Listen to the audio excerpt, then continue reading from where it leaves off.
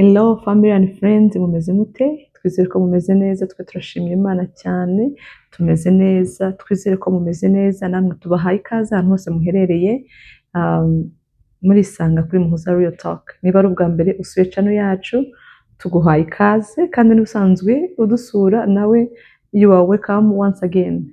Hanyuma abadusuye bushyashya, iyi channel yacu tuganira inkuru abantu baduha, tanga nimero zacu hasi, abantu bakaduhamagara akaduha inkuru zabo, ibintu byababayeho, hanyuma nanjye nkabisharinga, ntazanye amasura yabo, ntashyizemo amazina yabo, hanyuma abantu bakaza kubona inama muri comment cyangwa bakanyandikira inbox bakampa inama, abatifuza kwandika muri comment, hanyuma ngafata za nama nkazohereza aba bantu bazisabye.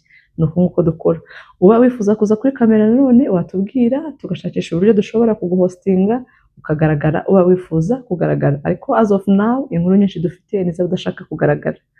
Ntatinze rero reka mpite nkomeza n'inkuru y'uno munsi. Inkuru y'uno munsi ni inkuru nahawe n'umusore. Tujya dushimira abantu bose muduha inkuru tukababwira ngo God bless you. Ntago tubitaking for granted, turabizi ko ari ikintu gikomeye kutwizera ukadusangiza inkuru y'ubuzima bwawe, ntago ari ibintu byoroshye. Rero twebwe turabishimira cyane. Twakomeje rero inkuru y'uno munsi. Inkuru y'uno munsi iragira iti: umukobwa twarakundanye, turangije gukundana, twari dutuye mu mujyi. Ababyeyi bacu batuye mu ntara gato. Ntabwo ndi bushake kuvuga aho bari batuye mu ntara ngo nahagana he, kugira ngo ntaza ku expose ibyo ntashaka ku expose. Hanyuma rero barangije gukundana, bapanga ubukwe. Igihe bapanga ubukwe, turakundana cyane, dupanga gahunda z'ubukwe.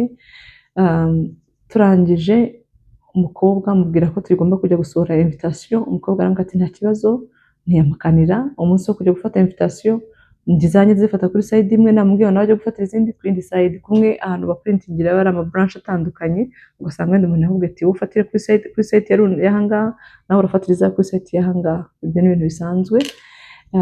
Rero nawe expectinga ko umukobwa ajya gufata ize nkuko nawe yaragiye gufata ize. Hanyuma rero agezeyo yagiye gufata ize, ahamagara umukobwa ntiyitaba. Aramuhamagara uwapi, arahamagara uwapi, aravuga ati ko rwose phone yamuzimanye, reka nzamuke ngera aho yari atuye, yabanaga n'undi mukobwa mugenzi we, ndebe niba ameze neza. Ati ndazamuka ngezeyo nsanga mu nshuti, ndamubwira none se runaka ari he? Ati runaka ntawe uhari. Runaka ntawe uhari yagiye he se? Ati ntawe uhari, yagiye iwabo mu ntara. Yagiye mu ntara atambwiye? Undi ati yagiye. Ati sinkubeshye, numvise merewe nabi. Ati numva ndanarakaye.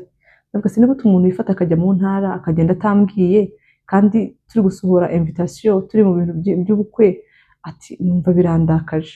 Ati hagati aho ngo mbibutse ko nari gutanga deposit ku bintu byinshi bitandukanye by'amakwe, bya bindi mugenda mufata amasale, biriya bintu byose abantu dukoresha iyo turi kwitegura amakwe, yari amaze gutanga deposit kuri byinshi muri byo.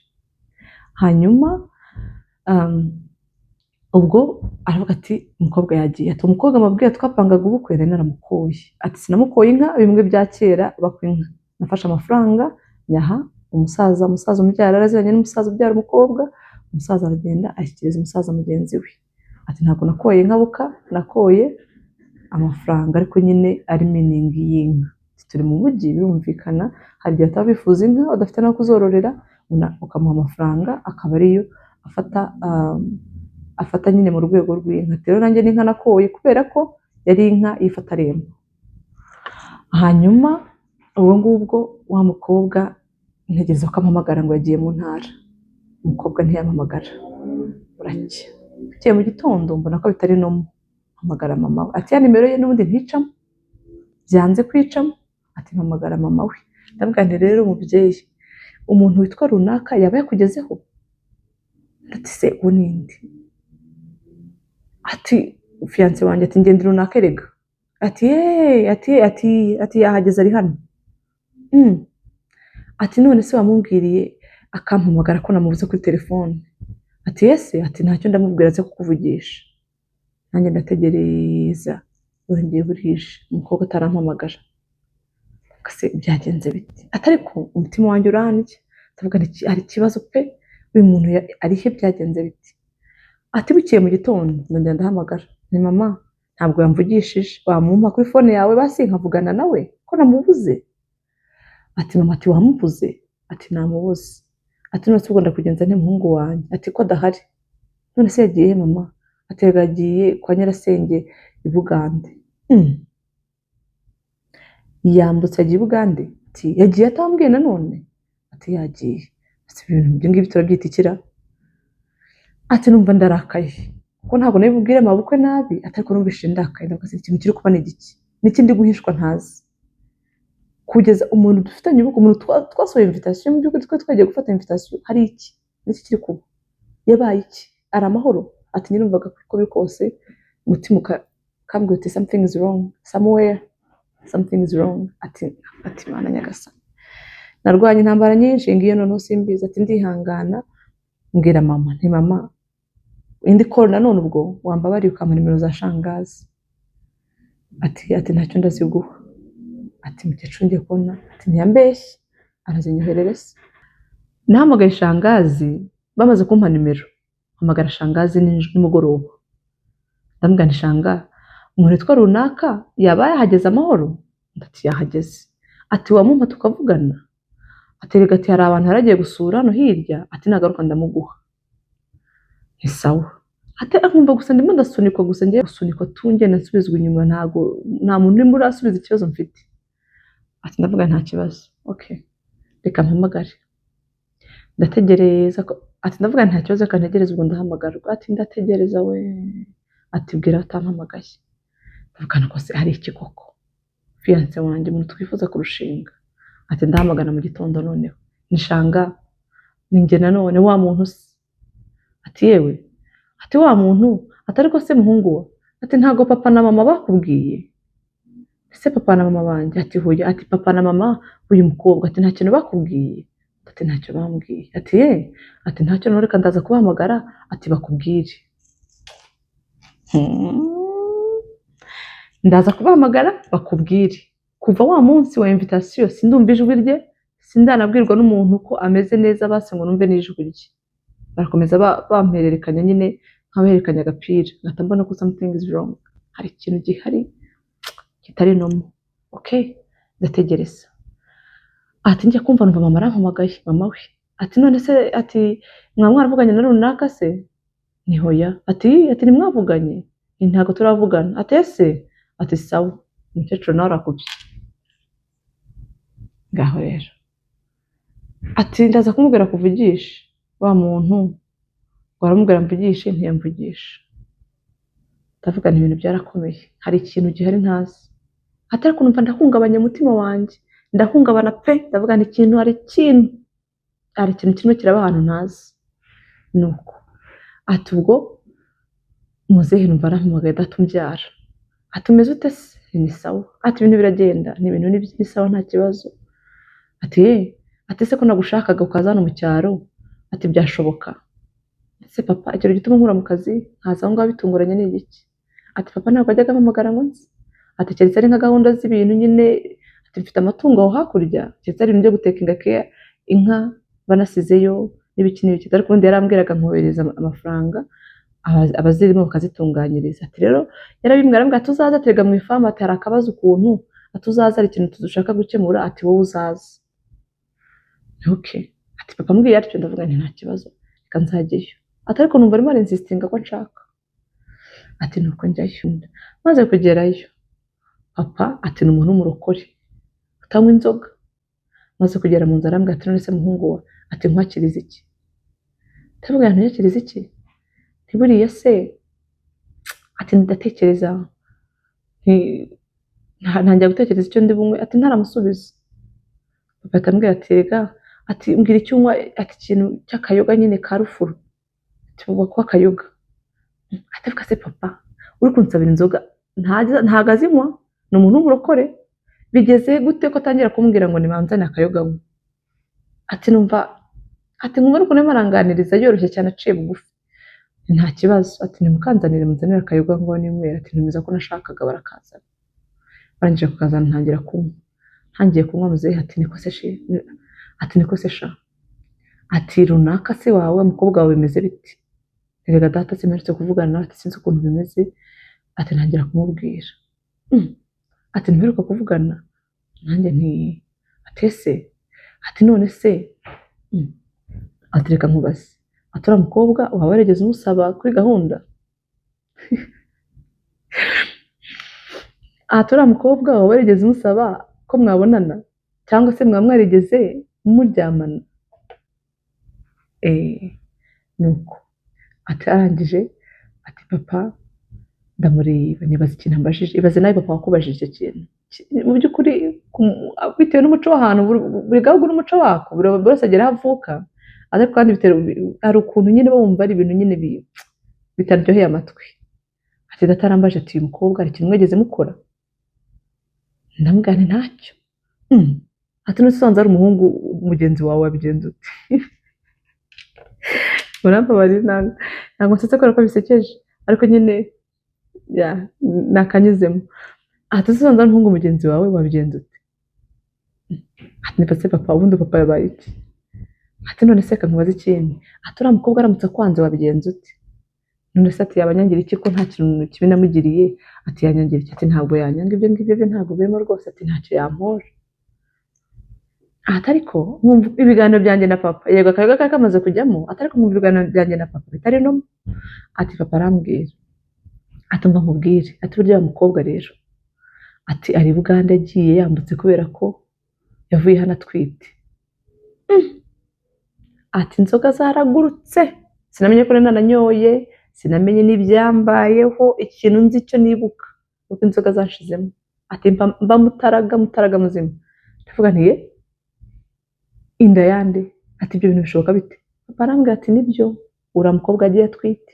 Ati niyo mpamvu yambutse agiye i Bugande. Ati niyo mpamvu atakuvugisha. Ati gahunda ni ukuntu yesitaye. Ego, ati nabwo ndapfuye sindaye.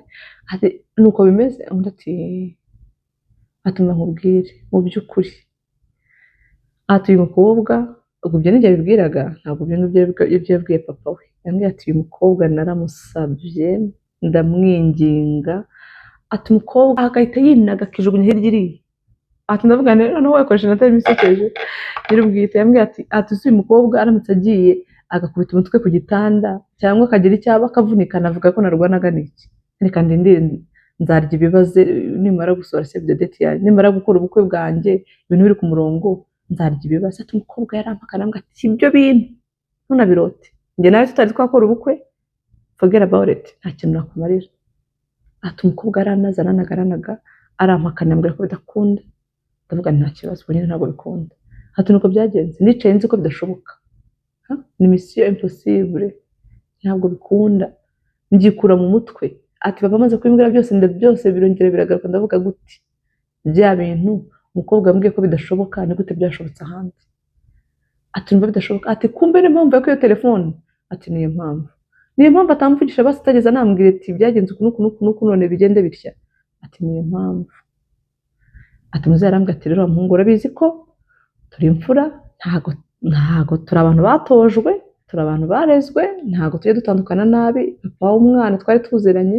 Ati kandi papa w'umwana yambwiye ko bo babyara umubiri, ntago babyara umutima. Babyaye umwana w'umubiri, umutima ntago ababyeyi bawutanga. Ati ubu rero urabizi ko amafaranga amwe bayakoresheje bavugurura inzu kuko bitegura ubukwe nabo. Ati ubwo rero tuzabyaranja nk'abagabo. Ati ndamubwira nti data rwose uzagenda ukiranuka ukore nk'imfura, ugende ubitunganye uko mubitunganya, nta myiryanijemo nta n'amahane. Ati ibyo bintu nyine byo gukwa, ati ibyo bintu nyine mugende mubimenye, ibintu by'amafaranga natanze y'izo fata rembo mugende mubimenye, menye ko mubyaranje. Ati njye sinshaka ko bizateza ibindi bibazo nyuma ngo bavuge ngo mubikore nk'abantu b'abagabo. Ati data arambwira ati gahunda nuko imeze. Ati ariko noneho ikibazo cyasigaye, akazi karananiye, narakoraga akazi biranga pe. Rero wibaza umuntu, dusubire inyuma, uyu muntu ni umuntu wari ugiye gukora ubukwe, yatangiye amaze gufata amavanse ku bintu bimwe na bimwe, umuntu wasohoye invitation z'ubukwe, umuntu wasetinze mu rwego afite ubukwe, umuntu wari umaze kujya ku murongo w'urugo, umuntu wafashe donc ikintu cyose uzi gishoboka. Ubukwe bwari bisa nk'ubwarangiye mu by'ukuri, harasigaje gusa kugenda afata invitation akagenda aho abantu. Ni umuntu wari ufite ibintu byinshi mu mutwe we, yari afite ibintu byinshi mu mutwe we yexpectingaga, ariko si byo yabonye. Ati narakomeretse ku rwego kugeza uyu munsi wa none n'igisebe ngendana, byose bituma mva mu gihugu cyacu njya gushaka akazi hanze y'igihugu cyacu. Ati niho ndi kubera gukomereka, ndakomeretse umutima wanjye, ntabwo ndi stable. narahemukiwe, ndabitekereza nkumva ndababaye, ati nkumva ndazinutswe, ati kandi n'imyaka si mike nanjye ndifuza kuzubaka, atari ko ntekereje umukobwa n'inshuro imwe, ati umutima uhita uguruka ukambwira ati uribagiwe, ubuse uribagiwe, ati nuko bimereye. None rero nanjye inkuru yanjye niyo ngiyo, ati mumfashe mungire inama, ushobora kuba nzi ko iki kintu gishobora kuba hari abandi bantu cyabayeho, niba hari undi muntu cyabayeho nambwira basi nawe uko yaremye umutima we, uko yabigenje agakomera, uko yabigenje kongera kubaka, kongera akagira ibintu bizima. Ati njye nuko bimereye kuri ubu ngubu, tekereza umukobwa umutima ugasimbuka, ati kandi igihe cyo gushaka nanjye kirageze, ndi umuntu nanjye ugomba kugira urugo, atari ko mbitekereje natekereza ibyambayeho, natekereza spend nakoresheje, natekereza urukundo natanze, natekereza ibintu byose nababwiye, ati numva bindenze. Niko rero kuza agwa kuri channel yacu, yibuka ko tutajya tuvuga amazina, tutatangaza amadresse y'abantu aho batuye cyangwa ngo dushyire amafoto, aravuga ati this is the right channel for me, inkuru yanjye ngiyi muzayintangarize, abantu bazampa inama, wenda hari sinzabarimo ikizafasha umutima wanjye, nanjye nkarema ngakomera, nkumva yuko bikunda yuko buriya mpemukira ko ndashobora kubona undi muzima, atari ko kuri ubu ngubu ndakomeretse, ni igikomere ngendana. Ngayo nguko rero inshuti za Muhoza Real Talk, nuko nguko bimeze. Inkuru y'uno munsi niyo ngiyo, aragira ati mungire inama, ese kuba narahemukiye bingana gutya, kuba ibyarambaye bimeze gutya, nakora iki? Niki nakora ngo nkire umutima wanjye numve ko ukize? Niki nakora ngo nongere nizere? Bisaba iki ngo nongere numve ko nshobora kubona umukobwa uri committed, uzi icyo ashaka, unkunze?